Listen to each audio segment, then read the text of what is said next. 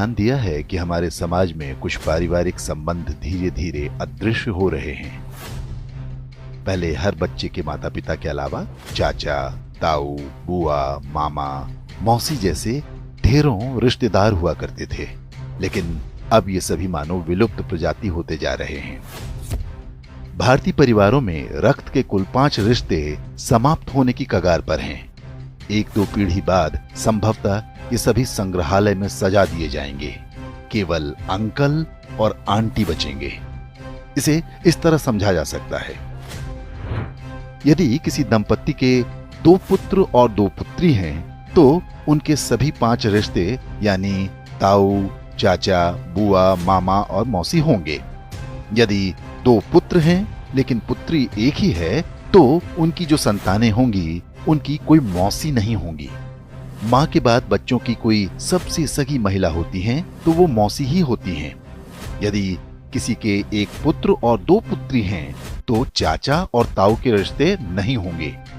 यदि 1 बेटी और 1 बेटा है, तो उनकी संतानों का न तो कोई चाचा होगा, न ताऊ, न मौसी। यदि 1 बेटा या 1 बेटी होती है, तो वो पूरी तरह से अकेला होगा। माता पिता के बाद उसका कोई रक्त संबंधी नहीं होगा। सिंगल चाइल्ड फैमिली को उनका निर्णय तीसरी पीढ़ी यानी जिनके वो दादा दादी होंगे बुरी तरह प्रभावित करेगा। उनका पौत्र या प्रपौत्र इस संसार में अकेला होगा। उसे अपने रक्त के रिश्ते की आवश्यकता होगी, तो इस पूरे ब्रह्मांड में उसका अपना कोई नहीं होगा। इसलिए दंपत्ति को सिंगल चाइल्ड के निर्णय पर गंभीरता से विचार करना चाहिए। ये न केवल हमारे बच्चों को एकाकी जीवन जीने को विवश करेगा, बल्कि हमारी हिंदू परिवार व्यवस्था को भी नष्ट कर देगा। पश्चिमी देशों में सिंगल चाइल्ड पॉलिसी भारत से पहले आरंभ हो गई थी। वहां पर इसके भयावह परिणाम सामने आने लगे हैं। ब्रिटिश विद्वान डेविड सेलबॉर्न ने एक पुस्तक लिखी है जिसका नाम है द लूजिंग बैटल विद इस्लाम। इसमें बताया गया है कि पश्चिमी समाज पर इस्लाम का अधिकार होता जा रहा है और इसका सबसे बड़ा कारण एक शक्तिशाली परिवार व्यवस्था का अभाव है। यूरोपीय देशों में परिवार नाम की संस्था लगभग समाप्त हो चुकी है। लोग विवाह करना पसंद नहीं करते।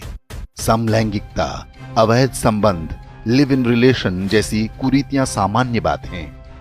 उन समाजों में ऐसे बच्चों की संख्या बढ़ती जा रही है जिन्हें नहीं पता होता कि उनके पिता कौन हैं। बूढ़े माता पिता को घर में रखने को कोई तैयार नहीं। ओल्ड एज होम में उनका बुढ़ापा बीतता है। यूरोपीय देशों में आज राजनीतिक दल परिवार को बचाने का वादा अपने चुनावी घोषणा पत्र में करने लगे हैं। ऑस्ट्रेलिया में तो फैमिली फर्स्ट नाम से एक राजनीतिक दल भी बन गया है। पश्चिमी देशों के समाजशास्त्रियों की सबसे बड़ी चिंता ये है कि परिवार व्यवस्था को कैसे बचाया जाए। इस सब के लिए उनके पास यही सुझाव है कि 1 से अधिक बच्चे पैदा हों। अब यही चुनौती भारतीय समाज के सामने भी खड़ी होने जा रही है। क्या हम समय रहते सतर्क हो पाएंगे या हमारे साथ भी वही होगा जो पश्चिमी देशों के साथ हो रहा है?